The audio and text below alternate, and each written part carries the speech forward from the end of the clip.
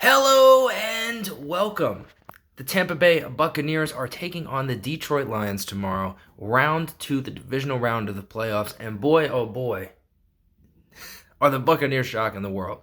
Tampa Bay making it this far is, I would say, baffling most people, pundits and fans alike.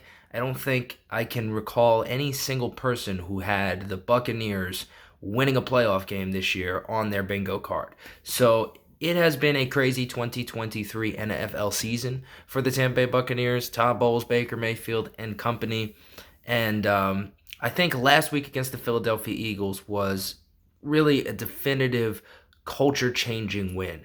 Long term, I think that people will look back on that win as colossal for the franchise. And that's something that we're definitely, I'm sure, going to this playoff run in general, we're going to dive into in the offseason. But right now, we're heading into Detroit, right? And that was a big topic. If you guys caught us, the Mr. Bucsnation podcast, of course, today we live streamed and the podcast episode was today. You can go check that out on Mr. Bucsnation's channel.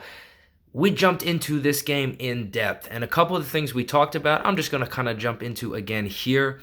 I think one of the main things going into this game that the Buccaneers need to establish is dominance at the line of scrimmage, really on both sides of the ball. On paper, one of the things that James, Mr. Bucsnation, had brought up was that it's a similar game plan on paper to last week, right? Against the Philadelphia Eagles, they had a good defensive front, good pass rush. That's the strength of their defense, so the Buccaneers' offensive line's got to be good. Then, as far as the Buccaneers' defense is concerned, both Philadelphia's offense and Detroit's offense, they want to run the football, so you've got to stop the run. And on paper, yeah, that's true. I think the teams execute differently, but the concept remains. You want to put Jared Goff consistently in third and pass situations. You want it to be 3rd and 10, 3rd and 8, and you want Jared Goff to be in the shotgun, having to deliver strikes from the pocket. Because the way the Lions want to play the game is on their terms, with heavy run action and then play action passes where Jared Goff can dice you up because he's able to suck up linebackers and kind of ding passes in between linebackers and safeties in that intermediate range, right? That's what the Lions have done such a good job of this season.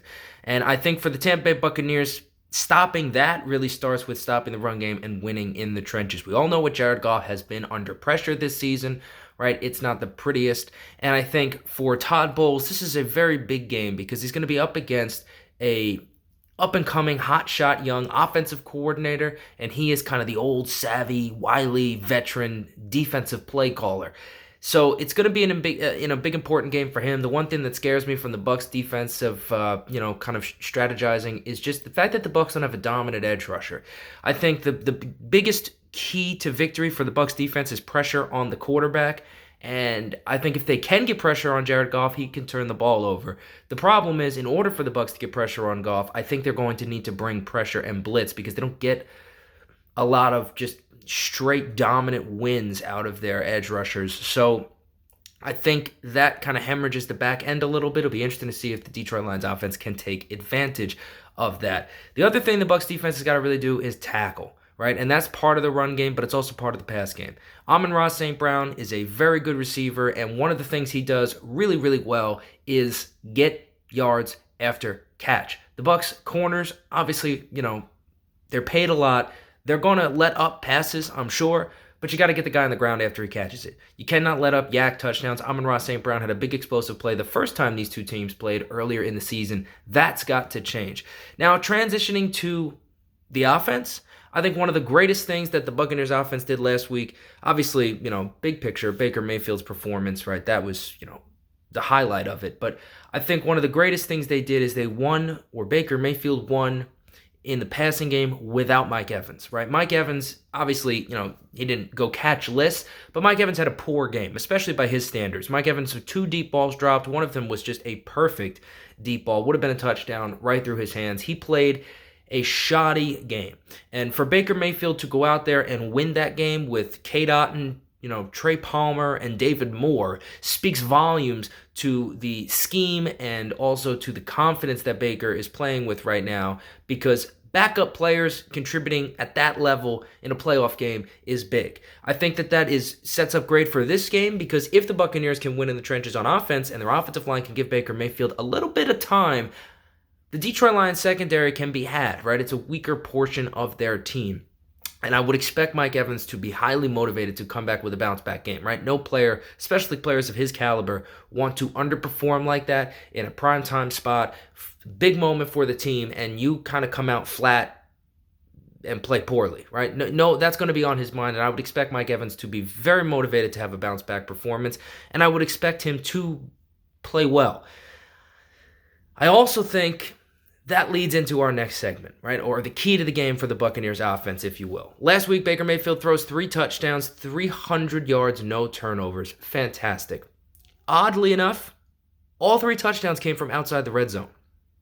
The Buccaneers offense has not been great in the red zone this season, and last week was no different. While the final score was great and Baker's production was great, they got big plays and explosives, that's awesome. You want big plays and explosives, but when they got close, they settled for field goals.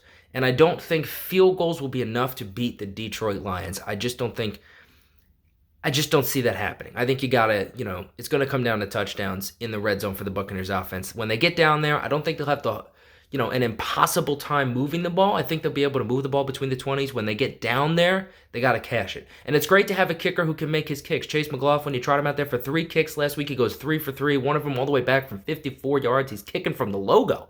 That's great. You love to have that reliability in your special teams unit, but at the same time, you need to be able to cash the difference between 7 and 3, right? That's a 4-point swing, and it could be huge in a game like this. I think it'll be a close game.